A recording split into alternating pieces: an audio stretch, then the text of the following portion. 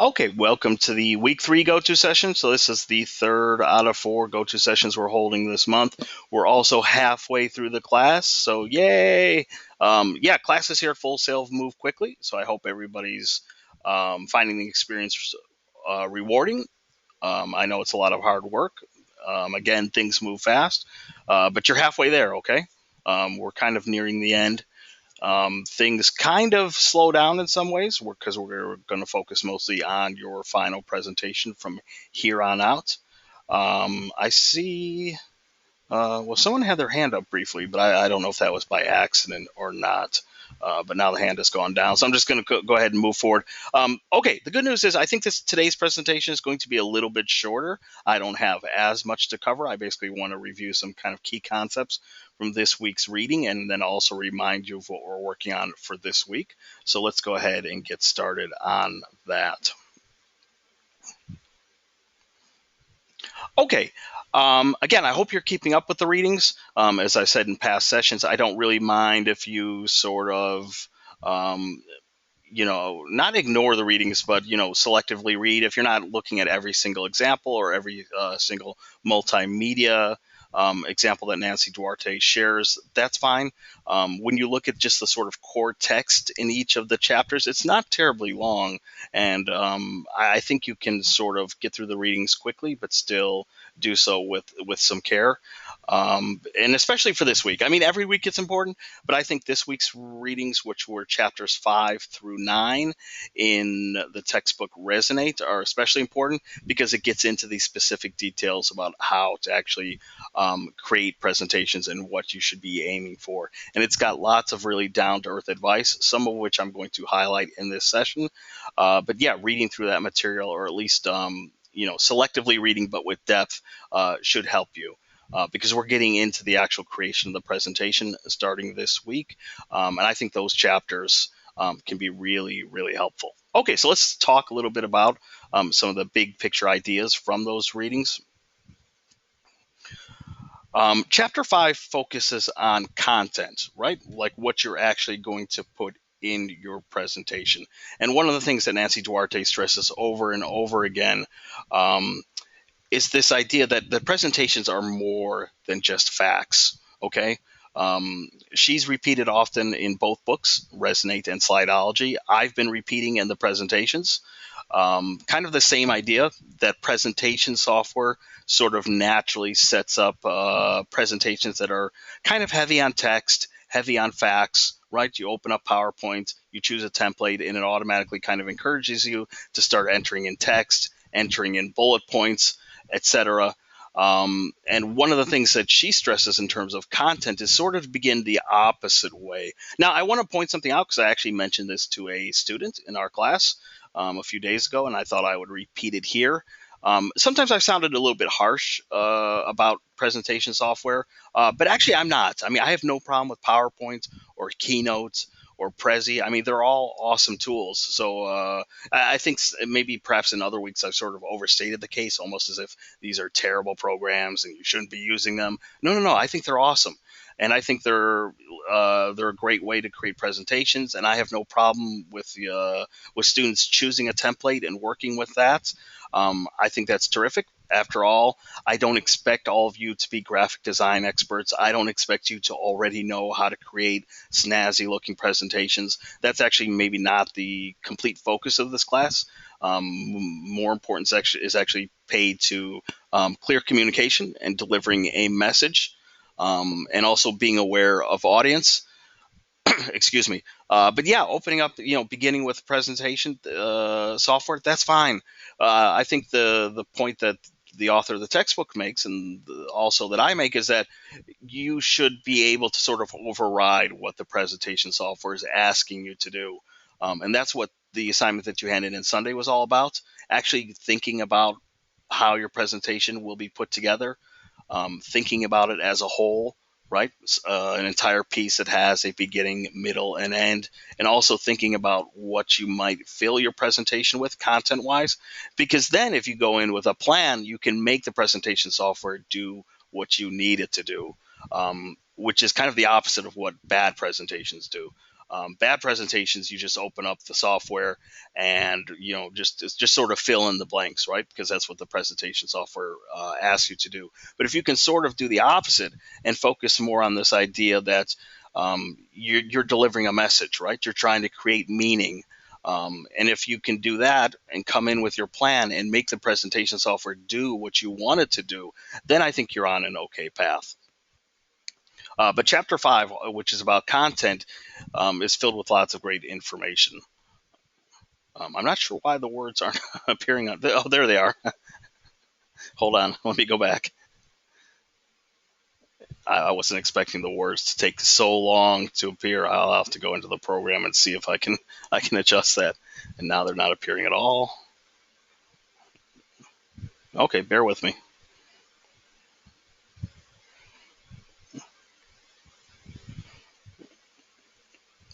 Come on, come on.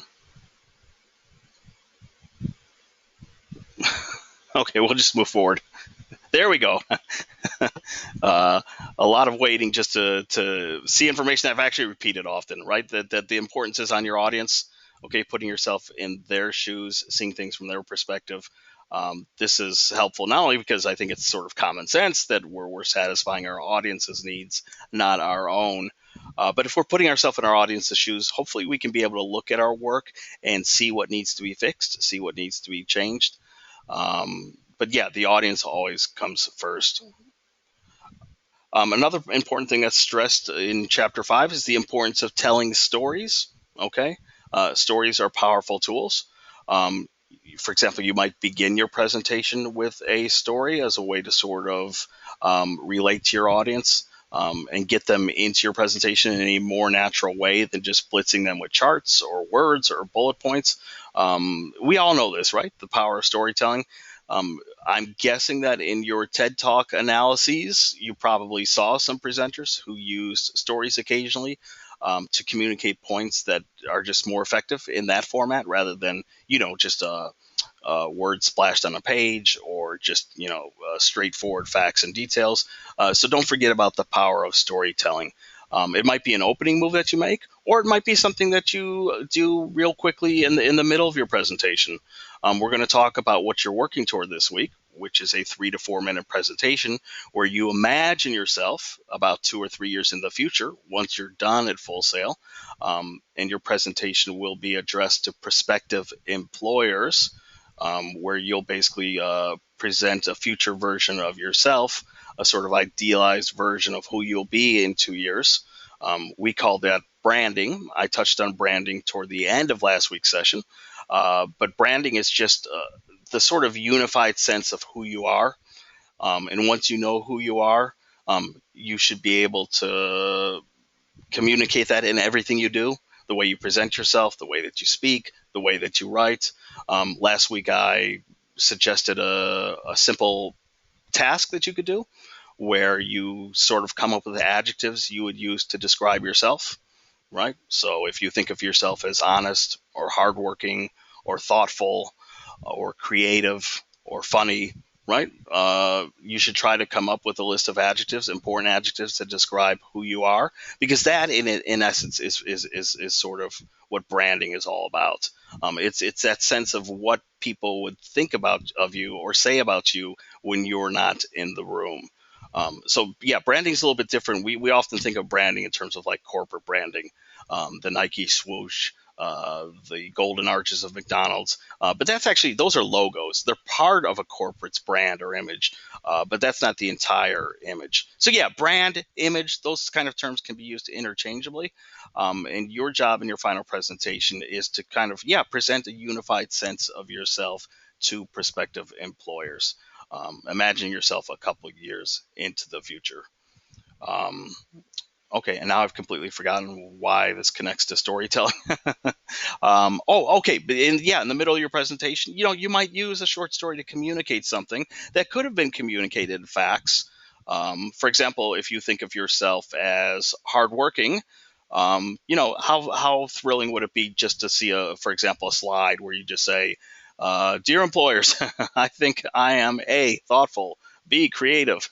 Maybe you could describe something. For example, if you're a recording arts student, You could mention I don't know, the story of when you wrote your first song, okay? Or you could share an example about how one summer you, I don't know, teamed up with a person to write, 25 songs that summer, and that would communicate like that you're hardworking, but it would do so in a more interesting way than just saying so outright. So the message here is that stories have a powerful impact.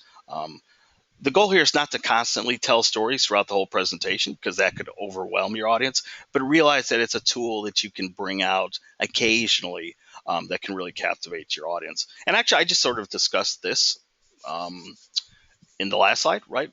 You might have heard this adage, show, don't tell. It's sort of really important when it comes to things like, I don't know, creative writers, screenwriters, filmmakers, right? This idea that we don't always say things directly. If you've ever taken a creative writing class for fun, an example of show, don't tell would be like instead of the author saying, this character was angry, you show it, right? The character picks up that vase and she throws it against the wall. Like that shows anger. And that tends to be much more interesting than just flatly telling your audience something. So that's an important principle to keep in mind as well, that there are ways to communicate information without just saying so flatly on the page or saying it out loud. Okay, now chapter 6 in Resonate gets into organization and structure. We've also been working on this, even though maybe we haven't highlighted it in these specific words, but you did this with your outline, okay? The outline you handed in Sunday is an exercise in structure. If you were answering the questions that were on that assignment sheet, remember, it asks you to identify who your potential audience is, what you think the star moments will be in your presentation. Things might have been a little bit backwards there because the star concept, which stands for something they'll, meaning your audience, something they'll always remember, actually comes up in this week's readings. So I hope there wasn't too much confusion about that. But yeah, there was a list of questions you had to go through. But really the goal here was to sort of get you to create an outline, to get you to create a structure for your presentation so that when you open up that presentation software, you can make the software match your plan rather than the other way around, which is having the presentation software determine your plan and structure.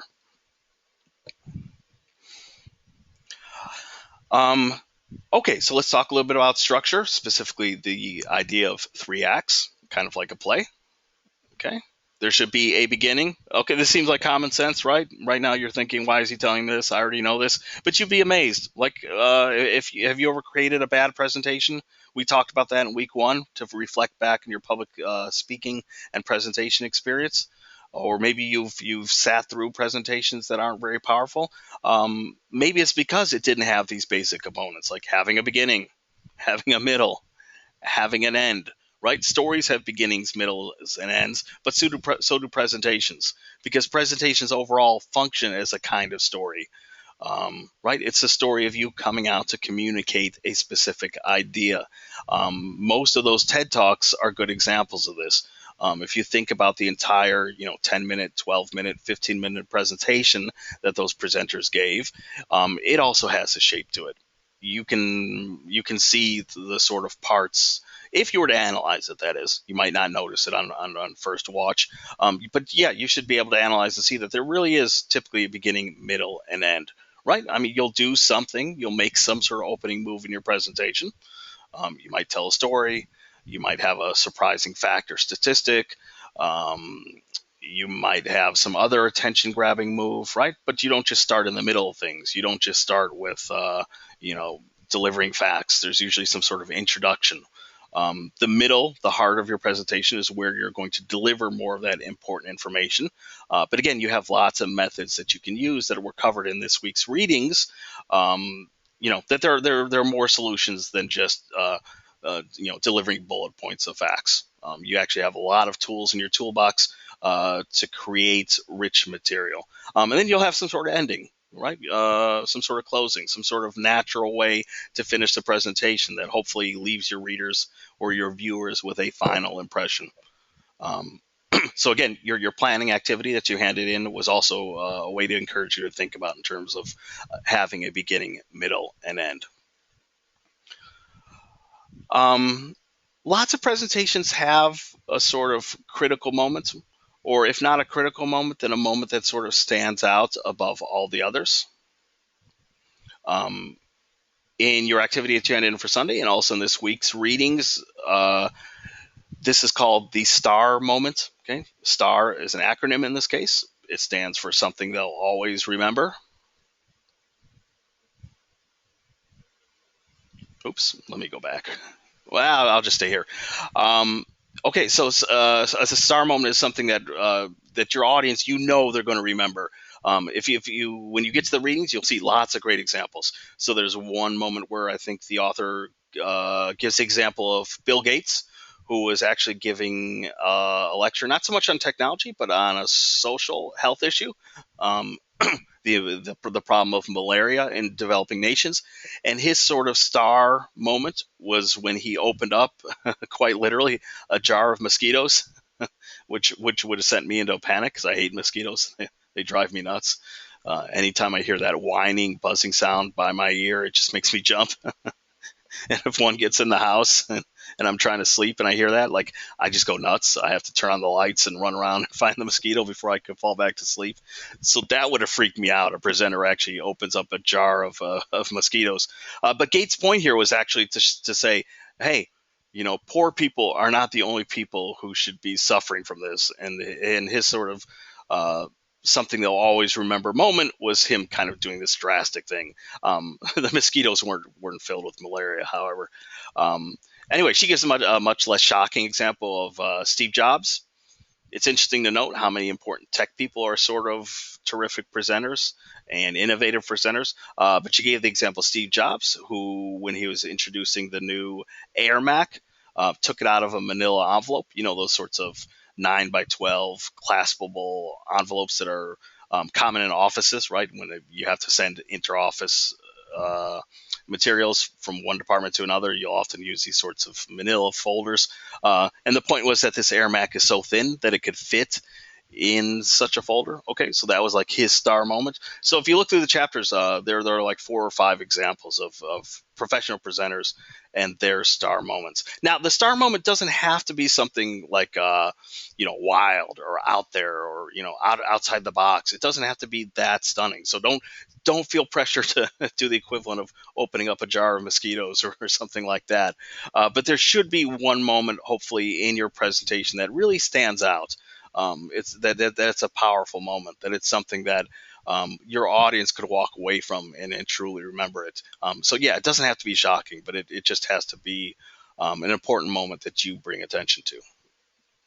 Okay, so the readings also cover 5 types of moments. Like, how do you create these moments? One is by creating a memorable dramatization.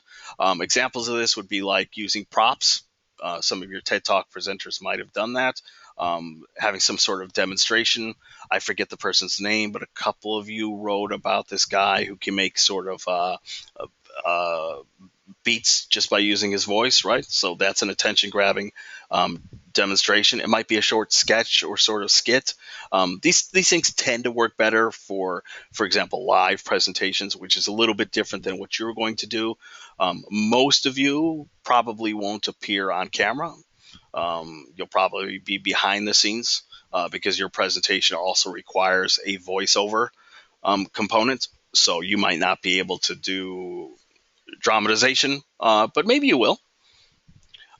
Repeatable sound bites. This is an important concept. A sound bite can be something like a slogan that's just truly memorable.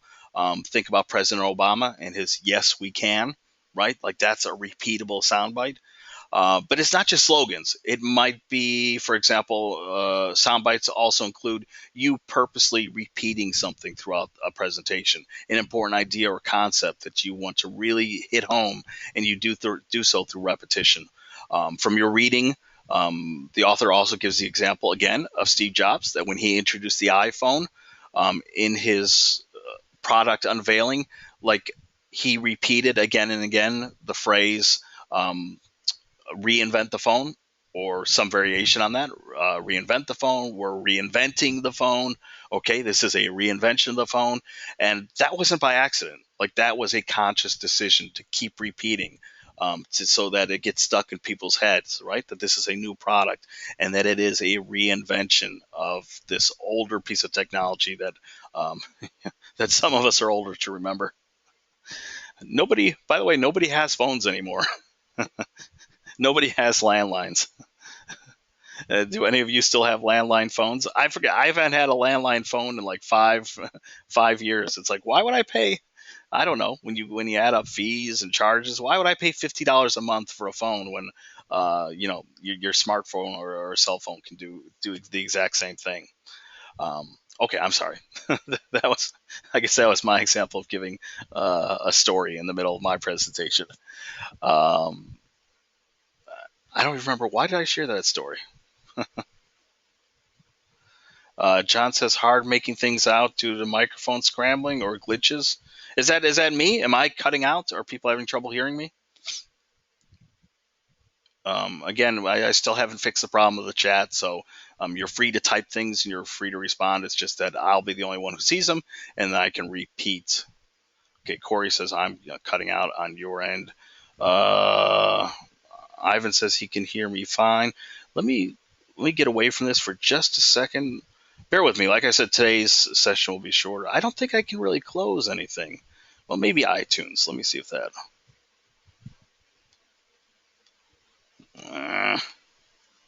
Okay, let me close this. But that's really the only thing I can kind of shut down. Let's see if that helps. iTunes can be sort of a hog. If not, I apologize, but maybe after the fact you can rewatch sections if I'm not coming through clearly. Today's presentation, again, it's going to be short, so I'm going to try not to filibuster too much and get through it. John says it might be when you navigate from screen to screen. Yeah, that's true. I've been told whenever I scroll up and down a page, sometimes I cut out. So I'll try to remember when I transition or when new elements appear in the presentation, I'll try to maybe be silent. Okay, so let's catch up on where we were. Okay, repeatable sound bites. That's why I gave the story about about phones. Too much information about my private life, about not having a landline. The point was that Steve Jobs purposely had repeatable sound bites, right? He hammered home this concept again and again. Another way to create a star moment is through evocative visuals. Okay, right? A picture is worth 1,000 words, so a powerful visual might stick in your audience's mind. We've already covered storytelling, so I'm not going to say much more about that. You already know that it's a powerful tool that you can use. John asks, how do you find the recordings? I always post it as an announcement. So after the session is over, I need to process the video, upload it to YouTube. So that entire process takes about an hour and a half. And then once I get that link, I just send it out to everybody as an announcement. Another way to create a star moment is through the use of shocking statistics, and one of the slides I'm going to show later gives an example of that. Okay, so you have all these techniques, right, to create these sorts of moments. And I would say that it's not just about creating the star moment. You can use any of these techniques to deliver any piece of information within your presentation. Again, this is mentioned in your readings as well. The idea here is to strike balance, okay? So obviously if you use any of these tools too much, it could overwhelm your audience. An audience doesn't want to hear you telling stories for 4 or 5 minutes straight. But sharing a brief anecdote can be a powerful tool, right? An anecdote is a quick story. So realize that you have all these methods to communicate information other than just slapping things on a slide. Dustin says, some other students I talked to want to use our own music during the presentation. Is that okay? Okay, good. I'm glad you asked that, because I did have another student who asked a similar question and actually kind of concerned me. If it's music that you've created, that's fine, because if it's something that you've truly created, then you're sort of the owner of that music, and I think it's perfectly fine to share it in your presentation. The only things you have to be careful of is, remember a couple weeks ago we were talking about how when you use images in a presentation, those images must be allowable. I pointed out that the AP Images database and the Full Sail Library is a good place to go for images, or compfight.com. I'm going to type that again in the chat like I've done in other sessions. And I'm also going to put commercial section to remind you where you need to go. But if you go to the commercial section of compfight.com, that also ensures that you're using allowable images, okay? Images that are some rights reserved, not all rights reserved. we don't just go to Google and look for images. I think I did this. Remember, in week 1 or week 2, I think I put in Taylor Swift's name, and as you often do with Google, like images pop up for that person, and you could just select. But of course, that's not what you should be doing because you don't know if those images are allowable or not. Now, for music, it's the same rule. So if it's your own music that you've created, that's fine. But yeah, I don't want to hear Rihanna in your presentations. I don't want to hear I don't know.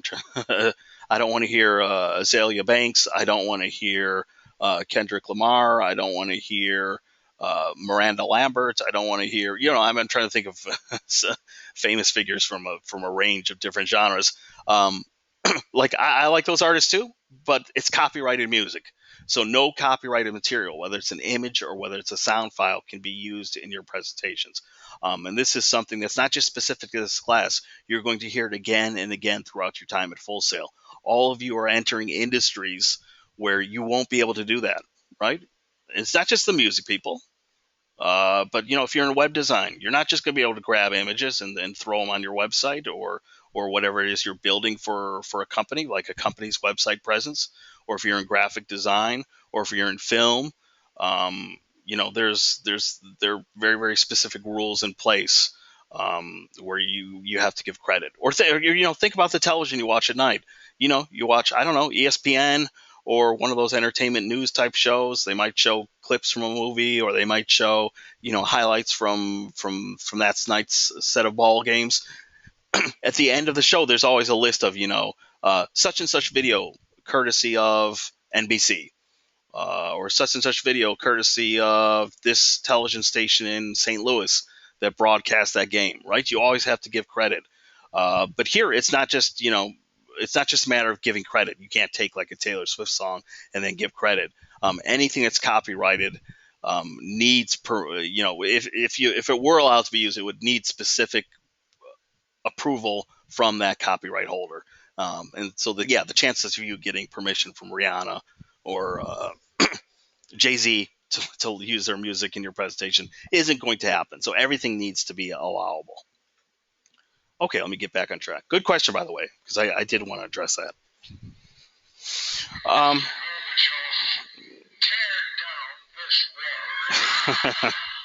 I don't think you can hear audio elements on your end, right? Because actually, this slide has sound built into it, but I think that only comes through on my end. Anyway, this image comes from something you guys might be too young to remember. It happened in the late 1980s.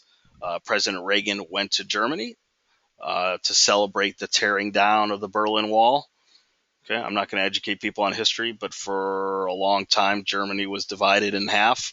Okay, there was West Germany, which was free and democratic, and there was East Germany, which was communist, and there was a giant wall that split the country in two. Kind of like North Korea and South Korea, even though there's no wall between those two countries. But they were kind of one shared nation, but they were technically two. So people couldn't freely go from one side to the other. Anyway, Reagan went there, President Reagan went there in the late 1980s, and his star moment during this appearance was when he said, "Mr. Gorbachev, tear down that wall." As a matter of fact, if you go to Google and type in the words "tear down that wall," you'll get like a gazillion results, because it's almost like Obama's "Yes, we can," or John F. Kennedy's I'm going to screw it up because I can't remember it. Think not of what your country can ask of you, ask of what you can do for your country, right? I probably screwed it up, but we all remember that famous line. Okay, so politicians have lots of star moments because they have speechwriters who specifically work to create those moments. But anyway, that example of Reagan is an example of a repeatable soundbite. Evocative visuals, consider this example. Here's what happens when you're just sort of slapping things on the page. Like, here's a powerful statistic. Okay, more than 2,000 tropical forest plants have been identified by scientists as having anti-cancer properties. Okay, that's a pretty powerful statistic. That's a pretty stunning piece of information. But as words on a slide, they're not really all that effective on their own. But look what happens when you pair it with the right visual.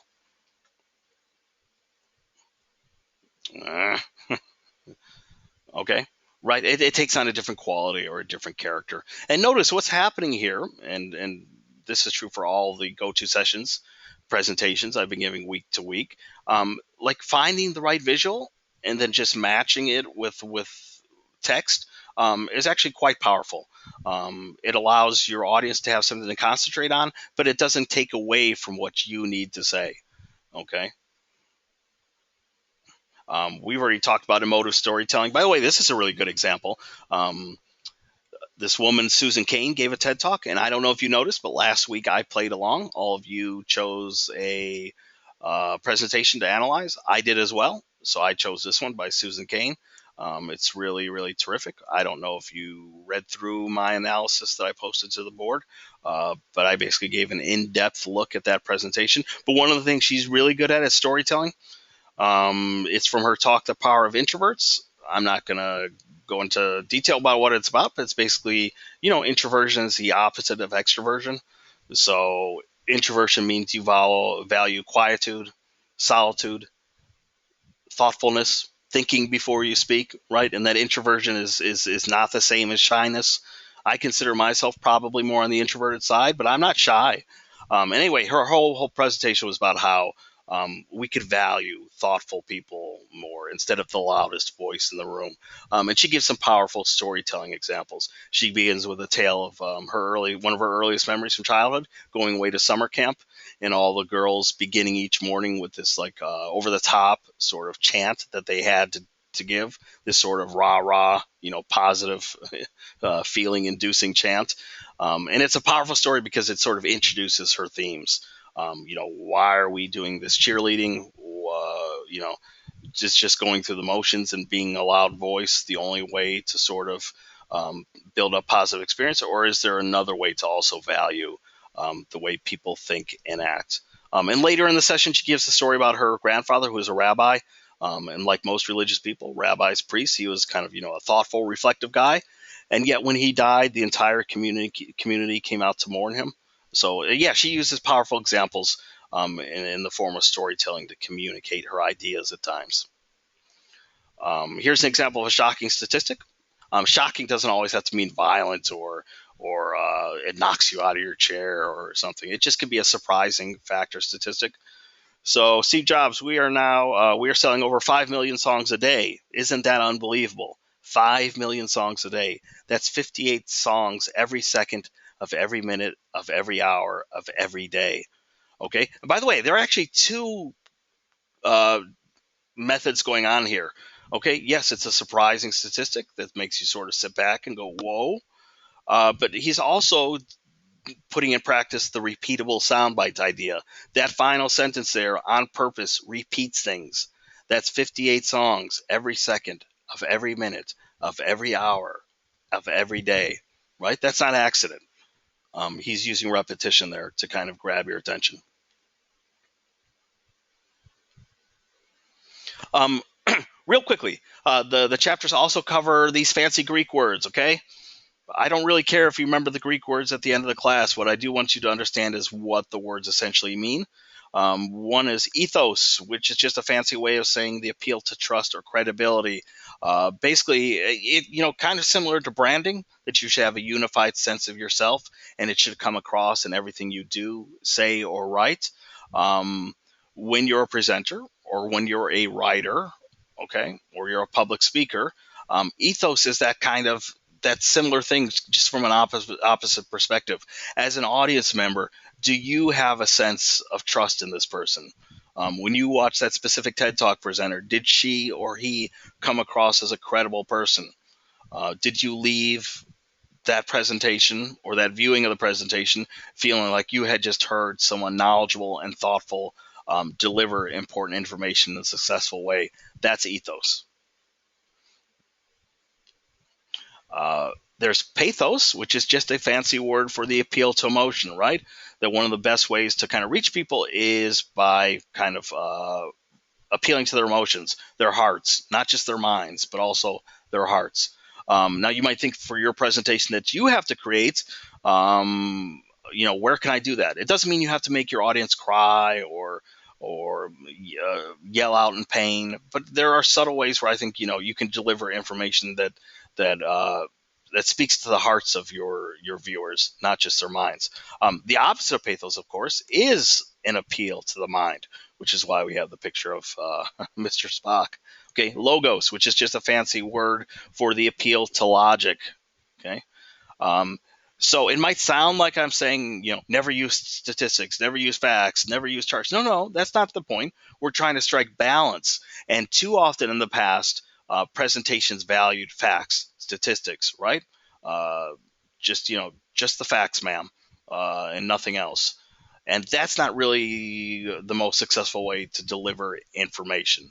And I think now in 2015, and the TED Talks are a good example of this, presentations require a more robust and varied sense of communication. But it doesn't mean that we can't use facts or examples. It doesn't mean that we can't be straightforward at sometimes, because people love facts, right? There's a logical part of us that appreciates those things. So certainly you can draw upon that. Again, the idea here is balance. We'll skip this slide. It's just a repetition of what we just went over. Okay, ethos. Does your audience respect you? Does your audience find you trustworthy? Pathos. Is your presentation evoking feelings? Logos. Does your message contain facts, statistics, evidence? Okay. So again, I don't care if you remember the fancy Greek words. Just remember these three basic ideas. Okay, let me fly through this stuff. uh, there's a summary again of what ethos means. Pathos.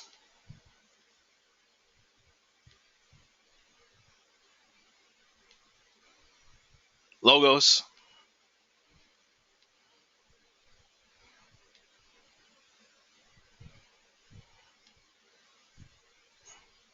Okay, we're nearing the end. um, there's always room for improvement. This seems like common sense, but I do want to stress it that presentations take work. Presentations also require self-analysis. So even if you think you're finished, you might want to look it over. I believe I mentioned this in a previous session, but my advice is always to look at your work, whether it's an essay, whether it's a presentation, whether it's a website, a song, but always look at it from the perspective of someone who isn't you, because that can help you spot gaps and holes in your presentation, right? The problem is that things that make complete sense to us, we automatically think that it will make sense to others, but that's not the case. And if we don't review our work, there's the problem, the obstacle of the presentation looking a little bit like a mess. And here's a quote from your textbook. The danger is that presentations that are sort of unorganized or messy or just haven't been reviewed in terms of giving it a once over to make sure that it's solid, that they can come across as unorganized. And such presentations follow an invisible neurotic pathway that only makes sense to the presenter. Okay, so that's what we want to be careful of. That too often what we think makes sense to us doesn't necessarily make sense to others. And if you're not very good at looking at your own work from the perspective of someone else, you might want to recruit other people, right? You have family, you have friends, have them look at your work and really challenge them. Say, give me honest feedback. Tell me what doesn't make sense. Tell me what feels confusing. Tell me where something wasn't explained fully. Okay, because you might have trouble spotting those things on your own. With practice, though, you get better. Okay. For me, anytime I write something, anytime I create something, I sort of have the ability to look it over and say, this doesn't make sense, or, ooh, this isn't well explained, or, wow, I really skimmed the surface on this, or my wording isn't clear here. So if you need extra help, go ahead and find it. Finally, in these last couple of slides, the importance of first impressions, right? You've often heard that old adage, you only have now I can't remember. I'm like George W. Bush when he would when he would screw up famous sayings. But right, you don't have a second chance to make a first impression. There it is. Okay, that's the adage. And you've probably heard it so much that you think it's sort of a cliche, but there's truth to it. Okay, first impressions do mean something. You would never walk into the interview dressed in, I don't know, ripped jeans and a t-shirt and flip-flops.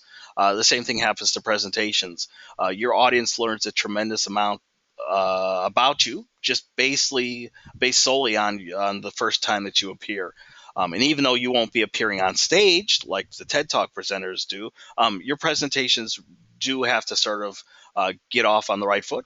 So those first few moments are important because they lay the foundation.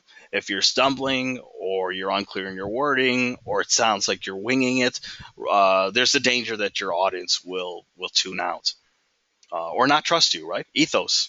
It will affect your credibility.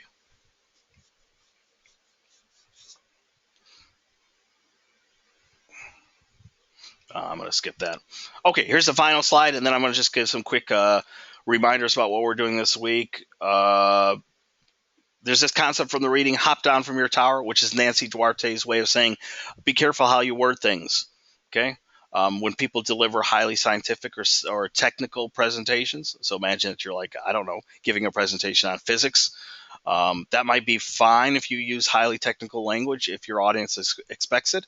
But if not, you should be more aware of being careful how you word things so that even a general audience can follow along.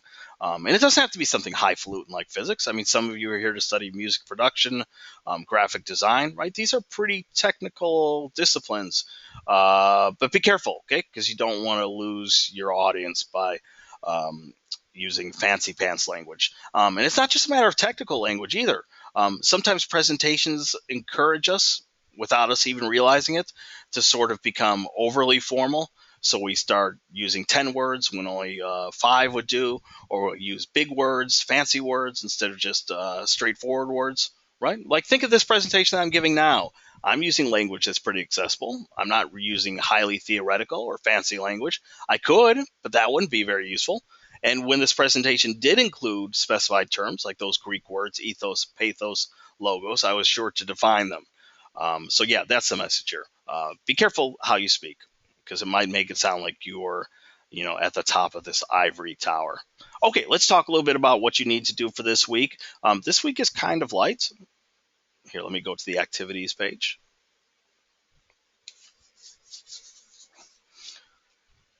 We are in week 3.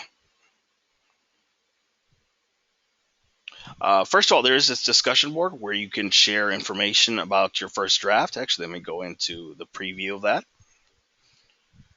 It is an ungraded activity, okay? So it's not worth anything, but it would be nice if people posted to the board. You get a description here of what you can do. This discussion board is designed ideally for collaboration, so you can feel free to share resources or links. You can ask questions so that I can answer them or your classmates can jump in.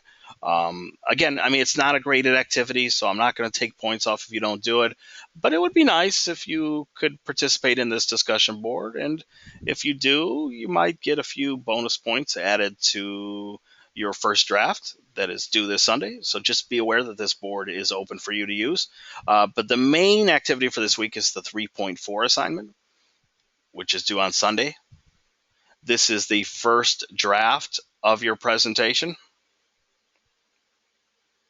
Okay, oops. So right here, I have the assignment sheet open already. And the assignment sheet should look really familiar. It's the same one you had uploaded as an asset for last week's activity where you created the outline, the planning for your presentation, okay? We also uploaded this sheet so you could get a sense of what we're working toward. And hopefully you already looked at it, but if you haven't, now's the time to do so. I looked at it briefly in last week's session, so I'm not going to go over everything. But the gist of it is found here, okay? You're going to create a 3 to 4 minute presentation where you pitch yourself to prospective employers, okay? Employers want to know what you've done. So you're going to project yourself into the future and discuss concrete examples of things you are planning, hoping to do in the next 2 years at Full Sail and beyond, okay? And you have a lot of questions here to think about. For example, what is your target industry? What do you see as your next steps in this industry after graduation? What are your qualities and skills?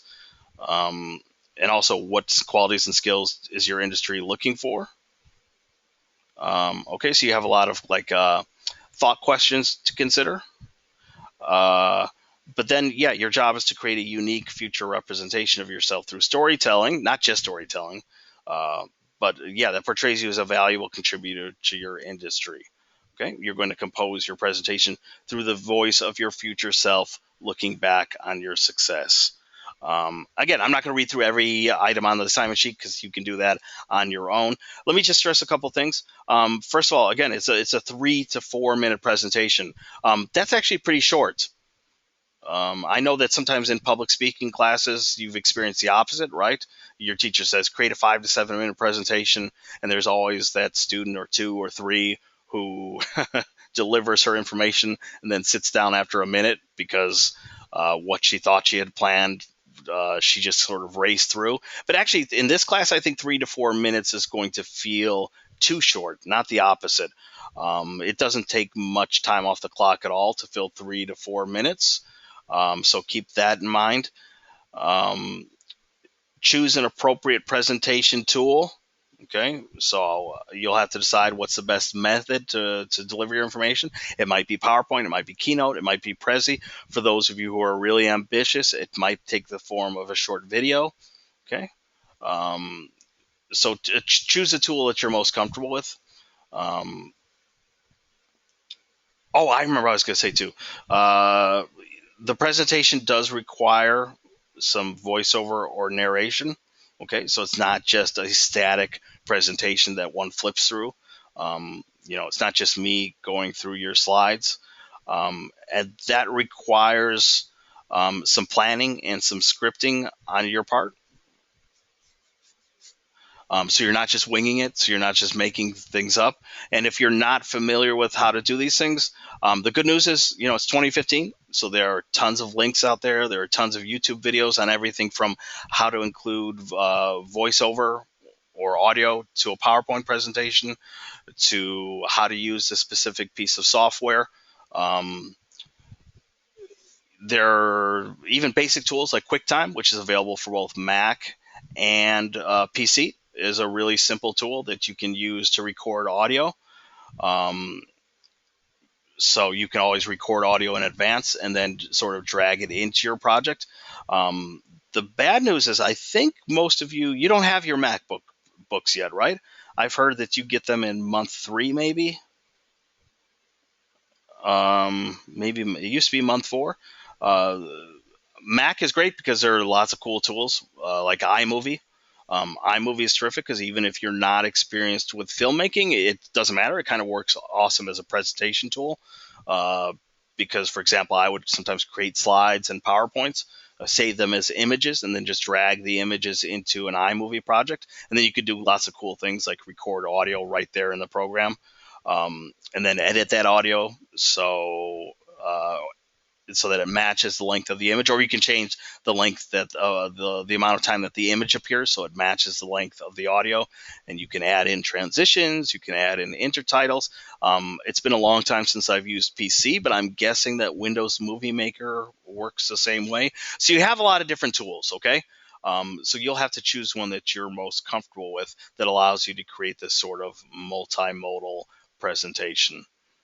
But yeah, the goal here is that you already worked on planning last week, but planning also means the execution of the presentation itself, not just the images, not just the stuff I've presented in this session, but also things like, scripting out what you're going to say, um, making sure that you eliminate mistakes. For example, like right now in this session, I'm not winging things. I do have a plan. I know what I'm going to discuss. I've given these go-to sessions several times, month after month. But yeah, I'm not working from a script. But if this were a professional level presentation, yes, I would create a script. And I have created short videos and presentations in the past where I've done exactly that. I've scripted out what I want to say. I'll record it in chunks, or I'll use a program that already has a built-in recording feature, make sure that things are perfect, make sure that it's matching what's on the screen. Okay, so make sure that you're giving yourself enough time to sort of work on these technical aspects, especially if they're sort of challenging to you. In this session, I don't have enough time to kind of go over the nuts and bolts of how to do that. But if you do feel lost or confused, you can. Your classmates often know a lot, and I can probably help too in terms of recommending techniques or software or strategies. Okay. But there's also a lot of information out there on YouTube and online that can help as well. Let's see. Ivan asks, will we have a chance to make up one bad grade or work we failed to complete, extra credit type things? No, not really. The problem with extra credit is I have to give it to everybody or no one. I can't just like choose one person and say, you get an extra credit opportunity, because then everybody would want that. I will say that one activity isn't enough to hurt you, so don't panic. Sometimes people get a specific grade. They see, oh my gosh, I got a 70. How am I going to recover? And then I tell them it's easy to recover. Just try to do better on the other assignments. I've had people who have, do remarkable turnarounds, even though they maybe did poorly on one assignment or even missed an activity. So, I don't think that any one activity is enough to sort of sink your grade. Okay, are there any? Since I asked Ivan's question, which you can't see, are there other questions? We're in the question and answer portion of our session.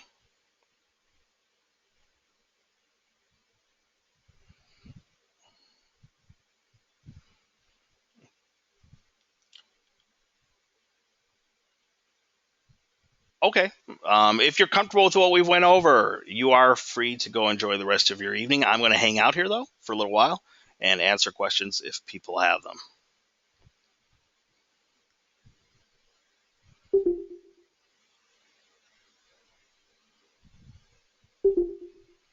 John says, how to work on our sort of elevator pitch. Yeah, I think if you mean, do you mean by elevator pitch like you have a person for a short period of time, like 3 to 4 minutes, and you have to make your case? Yeah, I think that's a good way to look at it. Similar things happen in the movie industry, right? I mean, typically when people pitch film ideas, they don't have time to give long explanations. They don't have time to explain every aspect of the story. They literally have like a couple minutes. I do think you have a little bit more space here. I should have mentioned this before I told people it was okay to leave the room. Yeah, we're working on a 3 to 4 minute presentation. I mean, if it's a little bit longer, if it's 5 minutes, if it's 6 minutes, I'm not going to freak out. But yeah, the goal here is to kind of keep things concise. But within that time frame, 3, 4, 5 minutes, hopefully you shouldn't feel like you're being pressured to race through things either. Um, elevator elevator rides typically aren't that long, so you do have a little bit more breathing space to make your case.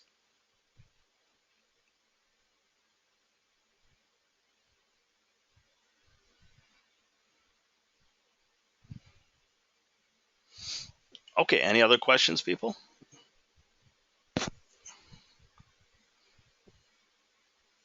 And if you do have questions, you can always send me a message as well through the FSO platform.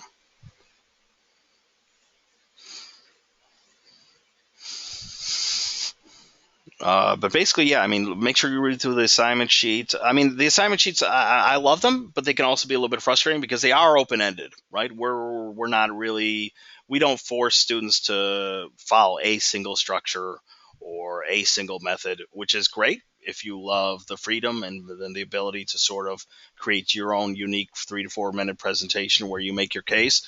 But it can be frustrating when it seems so open ended that you sort of wish that the instructor would just tell me what to do.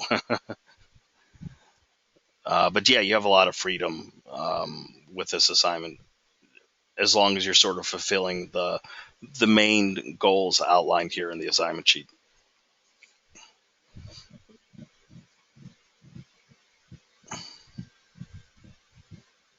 Okay, if there aren't further questions, I'm going to go ahead and close this session so I can start processing the video. I'm not trying to kick people out, but if things are slowing down, as a matter of fact, I'm going to go ahead and stop the recording now.